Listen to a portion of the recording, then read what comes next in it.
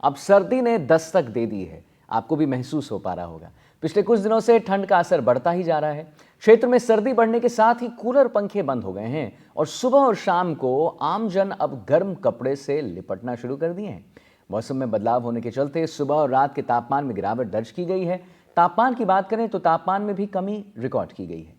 साथ ही जगह जगह कोहरे भी देखने को मिल रहे हैं, जिसकी वजह से हम आपको बताते हैं जो विजिबिलिटी होती है उसमें बहुत कमी आई है। ऐसे में सड़कों पर वाहनों की रफ्तार भी कम हो गई है। मौसम विभाग के मुताबिक नवंबर के आखिरी हफ्ते तक राजस्थान में एक नया मौसम तंत्र बनने की संभावना है, जिसके बाद यहां सर्दी का असर और बढ़ेगा।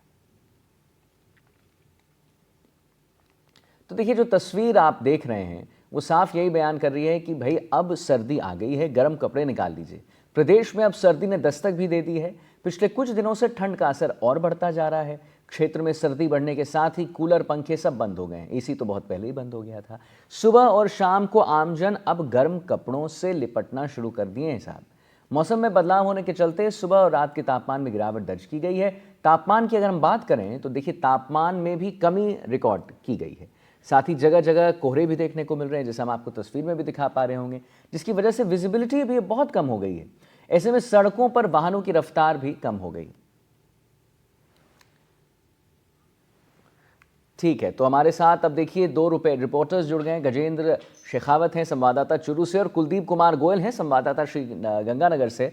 गजेंद्र शेखावत के पास पहले चलते हैं। गजेंद्र, वहां बताइए कि चुरू में कुछ दिन पहले ही हम सुन रहे थे कि जो स्थिति है वो बिल्कुल अब सर्दी वाली हो गई है, लोग अब गर्म कपड़े निकालना शुरू कर दिए। अभी वहां पर स्थिति क्या, न्यूनतम तापमान कितनी?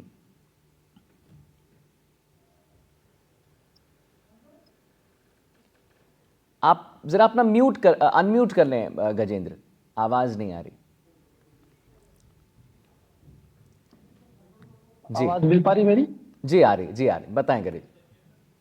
जी आदित्य, मैं आपको बता दूं कि चूरू जिले की जो तापमान है वो प्रदेश भर की मीडिया में सुर्खियां बटोरता है, चाहे सर्दी हो या गर्मी। यहाँ का तापमान हमेशा से ही सुर्खियों में रहता है। इस समय अब सर्दी ने चूरू जिले में दस्तक दे दी है और तापमान की बात करें तो तापमान चूरू जिले का 15 डिग्री के आसपास चल रहा है। तो ऐसे में आप समझ सकते हो कि चूरू जिले में अब सर्दी ने दस्तक दे दी है और अब लोग हैं वो सुबह और शाम गर्म कपड़ों में लिपटे हुए नजर आ रहे हैं। लोगों ने अपने घर के कूलर पंखे वो बंद कर दिए हैं। तो ऐसे में सर्दी है वो अब पूरी तरीके से चूरू जिले में आ चुकी है और अब लोग है इस सर्दी का लुत्फ भी उठा रहे हैं। गुलाबी सर्दी है, ऐसे में चूरू में इस समय सर्दी है वो का लुत्फ उठाते हुए लोग नजर आ रहे हैं। जी आदित्य।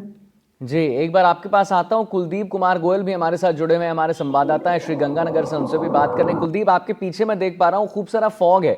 हमारे यहाँ तो दिल्ली में फॉग और स्मॉग दोनों हो जाता है। क्या वहां पर पोल्यूशन की क्या स्थिति है, पहले तो ये बता दीजिए, और कितनी ठंड वहां पर, क्या मिनिमम और मैक्सिमम टेम्परेचर? देखिए राहुल, जैसे जैसे दिवाली के दिन बीते थे तो पटाखों के कारण, पराली के कारण जो स्मोग है उसका स्तर काफी बढ़ गया था और पिछले दिनों जो श्री गंगानगर का जो पोल्यूशन का स्तर है वो 300 से ऊपर लगातार एक हफ्ते से ज्यादा वक्त तक बना रहा था।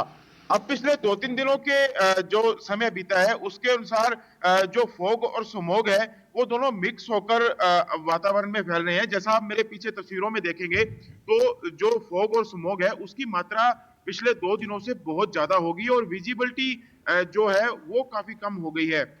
इस फॉग और स्मोग के कारण जो वाहनों की रफ्तार और वाहनों की जो संख्या दोनों ही काफी कम हो गई है। कल भी श्री गंगानगर के नजदीक 4 वाहन एक दूसरे से भिड़ गए थे क्योंकि विजिबिलिटी काफी कम थी। यदि तापमान की बात करें तो कल जो न्यूनतम तापमान था वो 18 डिग्री सेल्सियस दर्ज किया गया था और आज जो बीती रात है उसका तापमान है वो 16 से 17 डिग्री का बना हुआ है। और मौसम विभाग की अगर माने तो मौसम विभाग ने 15 नवंबर के बाद में चूरू, हनुमानगढ़ और गंगानगर जिलों में तेज घने कोहरे का और तेज सर्दी का अलर्ट जारी किया था। लेकिन मौसम विभाग के अलर्ट के 2 दिन पहले से ही इलाके के अंदर जो सर्दी का असर है वो जारी हो गया है। हालांकि हमारी किसानों से बात हुई तो किसानों ने ये कहा कि जो मौसम के अंदर कोहरा या ये फॉग स्मोक दिखाई दे रहा है इसके अंदर नमी की मात्रा फिलहाल कम है, इसके अंदर धुएं की मात्रा ज्यादा है, लेकिन आने वाले दिनों के अंदर इसके अंदर जो नमी की मात्रा है और फॉग की मात्रा है वो बढ़ेगी, जिसके बाद में फसलों को फायदा होना शुरू हो जाएगा। जी। ठीक है कुलदीप, आता हूं आपके पास। गजेंद्र, एक बात बताइए, जैसा कुलदीप बता रहे हैं कि स्मॉग वहां भी बन रहा है, यानी श्रीगंगानगर में भी बन रहा है, चुरू की क्या स्थिति? वहां पर भी स्मॉग देखने को मिल रहा है, पोल्यूशन की वजह से चीजें ठीक नहीं है क्या वहां? बिल्कुल, जैसा कि कुलदीप बताए थे वैसे इसके चूरू में भी है। चूरू में भी श्रीगंगानगर से इससे जुड़ा नहीं है। लेकिन हम बात सर्दी की करें तो चूरू जिले में सर्दी है वो अब पड़नी शुरू हो चुकी है, जिसके चलते कहीं ना कहीं लोग हैं वो बीमार भी लगातार हो रहे हैं। अस्पतालों की बात करें तो अस्पतालों में भी लगातार सर्दी खांसी बुखार जुकाम के मरीज है वो बढ़ रहे हैं। धुंध भी चूरू जिले के कई हिस्सों में पड़ रही है। सादुलपुर की बात करें, तारनगर की बात करें तो ये वो हिस्से हैं जिले के जहाँ पर धुंध और कोहरा भी पड़ रहा है। तो ऐसे में चूरू में अब सर्दी का शिकार वो सताने लगा है। और अस्पतालों की बात आउटडोर भी लगातार बढ़ रहा है।